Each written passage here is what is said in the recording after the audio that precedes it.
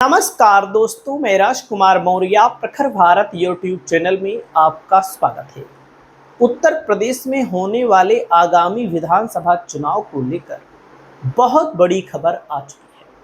खबर है दोस्तों संजय निषाद की पार्टी को लेकर। वैसे संजय निषाद की पार्टी और संजय निषाद इस समय भारतीय जनता पार्टी के साथ है, लेकिन ऐसा क्या हो गया है दोस्तों कि अब कहने लगे हैं कि भविष्य में हम समाजवादी पार्टी के साथ जा सकते हैं।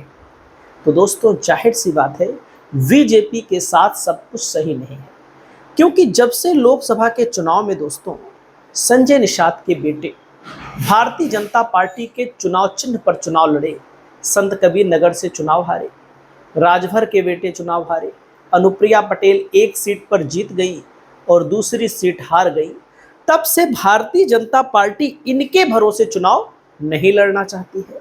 समाजवादी पार्टी क्या कर रही है? समाजवादी पार्टी इन समाज के लोगों का जो वोट इन नेताओं के कारण बीजेपी के साथ चला जाता है, अब समाजवादी पार्टी अपने ही पार्टी में तमाम कुर्मी लोगों को, निषाद लोगों को, राजभर लोगों को या अन्य समाज के लोगों को मजबूत कर रही है, ताकत दे रही है और उनको 2027 का विधानसभा चुनाव लड़ाने जा रही है।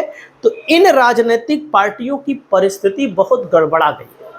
गड़बड़ाने की बात हम करते हैं तो अब जाहिर सी बात है भाजपा संजय निषाद को भाव नहीं दे रही है।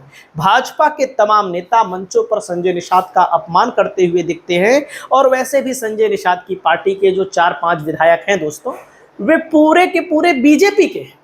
इनका बेटा खुद विधायक है, लेकिन इनका बेटा इनकी पार्टी का विधायक नहीं है, बीजेपी का विधायक है।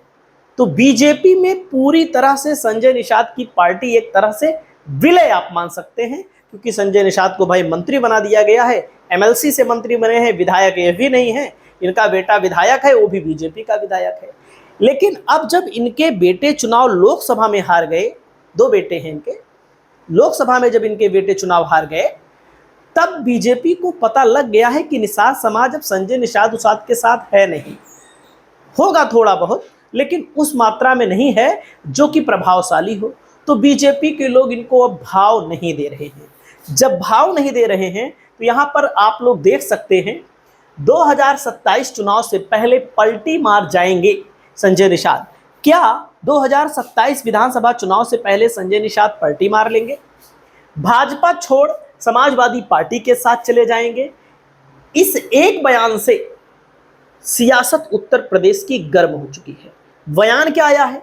उत्तर प्रदेश चुनाव को लेकर के बड़े बड़े सोशल मीडिया प्लेटफॉर्म या बड़े बड़े न्यूज़ चैनल अपना प्रोग्राम चला रहे हैं, जिसमें नेताओं को बुला रहे हैं। और यहाँ पर संजय निषाद को जब बुलाया गया यूपी तक आज तक के कार्यक्रम में, तो संजय निषाद बोले हम बीजेपी के बरामदे में बैठे हैं। संजय निषाद ने बोला है कि हम बीजेपी के बरामदे में बैठे। बरामदे का मतलब यह है कि कमरे में नहीं है, बरामदे में बैठे हैं। मतलब कि ना तो एकदम से बाहर हैं, ना तो एकदम से अंदर हैं, क्योंकि बीजेपी के लोगों ने इनको इग्नोर करना शुरू कर दिया है। अब इन्होंने आगे क्या कहा है देख सकते हैं। आज तक के कार्यक्रम में निषाद पार्टी के राष्ट्रीय अध्यक्ष और मंत्री संजय निषाद ने गठबंधन की राजनीति पर खुलकर अपनी बात रखी। उन्होंने कहा राजनीति समाज को अधिकार दिलाने का माध्यम है। संजय निषाद ने अपने पुराने राजनीतिक सफर का जिक्र करते हुए कहा वह पहले समाजवादी पार्टी के साथ थे, बाद में बीजेपी के साथ आए। उन्होंने कहा फिलहाल वे बीजेपी के साथ हैं और प्रधानमंत्री नरेंद्र मोदी और मुख्यमंत्री योगी आदित्यनाथ को मजबूत करने का काम कर रहे हैं। हालांकि उन्होंने यह भी कह दिया कि वे बीजेपी के घर के अंदर नहीं बल्कि बरामदे में बैठे, मतलब कि नाम मात्र के बीजेपी के साथ हैं, क्योंकि बीजेपी के लोग इनको भाव ही नहीं दे रहे हैं। और सच्चाई यही है, मैं आपको बता दूं, समाजवादी पार्टी ने निषाद बाहुल्य इलाकों के लिए अपने मजबूत लोगों को, जो मजबूत नहीं है, उनको भी ज्वाइन कराकर पार्टी में तैयारी करने के लिए कह दिया है। अब जाहिर सी बात है भाई, निषाद पार्टी लड़ेगी तो दूसरी बिरादरी का कैंडिडेट लड़ाएगी, बीजेपी के नेता को लड़ाएगी, क्योंकि निषाद पार्टी के पास निषाद कैंडिडेट के तौर पर कोई है ही नहीं। है भी तो इनका परिवार होगा, इनका रिश्तेदार होगा। तो जाहिर सी बात है भाई, एक निषाद को देंगे, दो निषाद को देंगे, तीन को दे सकते हैं, क्योंकि इनको 5-6 से ज्यादा सीट मिलनी ही नहीं है। पिछली बार जो कहते हैं कि 14 सीट मिली थी, 14 नहीं मिली थी, मिली थी 5-6। क्यों? जाहिर सी बात है, जो कमल के फूल पर लड़ेगा तो कमल का निशान माना जाएगा उसका ना, वो भारतीय जनता पार्टी का मेंबर माना जाएगा ना। तो आप लोग देख सकते हैं, संजय निषाद ने कहा अगर बीजेपी दरवाजा बंद करेगी और समाजवादी पार्टी दरवाजा खोलेगी तो समाज के हित को देखते हुए विकल्पों पर विचार करना पड़ेगा। हालांकि उन्होंने किसी दल में जाने के लिए स्पष्ट तौर पर नहीं कहा, नेता आमतौर पर ऐसा करते हैं। अब दोस्तों यहां पर देख सकते हैं, ओम प्रकाश राजभर भी बरसे, और राजभर इस समय समाजवादी पार्टी के मुखिया अखिलेश यादव पर जो बड़ी बड़ी बातें कर रहे हैं, उन बातों का कोई मतलब नहीं है, क्योंकि उन बातों को लेकर के जनता जान रही है कि जब इतने खराब अखिलेश यादव थे, हम भी कह रहे खराब है, तो भाई हम उनकी पार्टी में क्या करने गए थे? उनकी पार्टी के साथ क्यों चुनाव लड़े? मैं भी कह रहा हूं, आप भी कहिए भाई, काहे लिए आप आए थे? वहीं पर दोस्तों संजय निषाद को लेकर मैं आपको बता दूं, ओम प्रकाश राजभर और संजय निषाद को 5 सीट से ज्यादा किसी भी कीमत पर बीजेपी नहीं देगी, और इन 5 सीटों में ओम प्रकाश राजभर खुद लड़ेंगे, अपने बेटे को लड़ाएंगे, या फिर किसी अन्य राजभर को लड़ाएंगे। बहुत बड़ा प्रश्न है भाई। 5 से ज्यादा नहीं मिलेगा। 8 तो 2017 में बीजेपी को जब जरूरत थी तब बीजेपी ने दिया था ना। संजय निषाद की भी यही हाल है, खुद लड़ेंगे, अपने बेटे को लड़ाएंगे। तो निषाद जो मजबूत, जो ताकतवर होगा वही तो लड़ाया जाएगा, निषाद पार्टी या राजभर की पार्टी से जो तैयारी कर रहा होगा।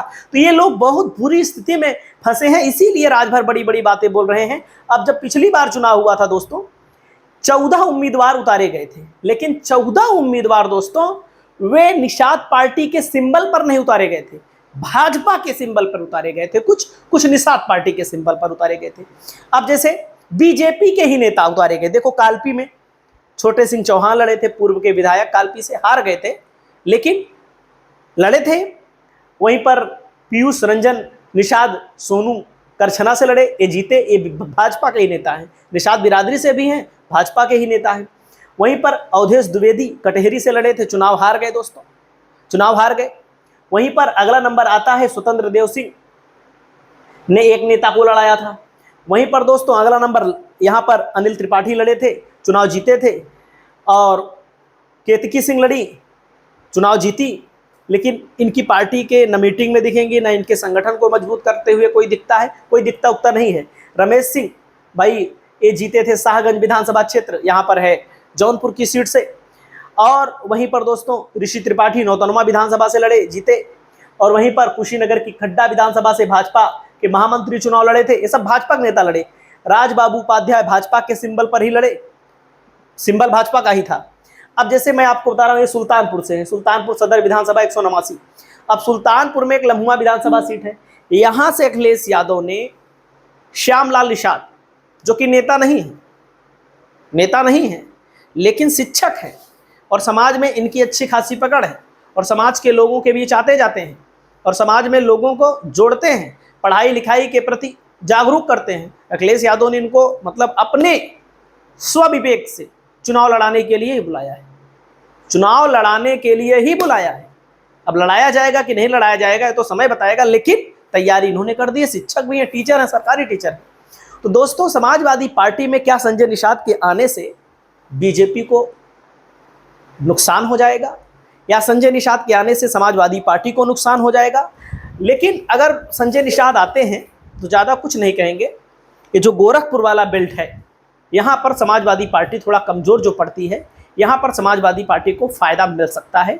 इस पर आप लोग अपनी प्रतिक्रिया दीजिए। नमस्कार।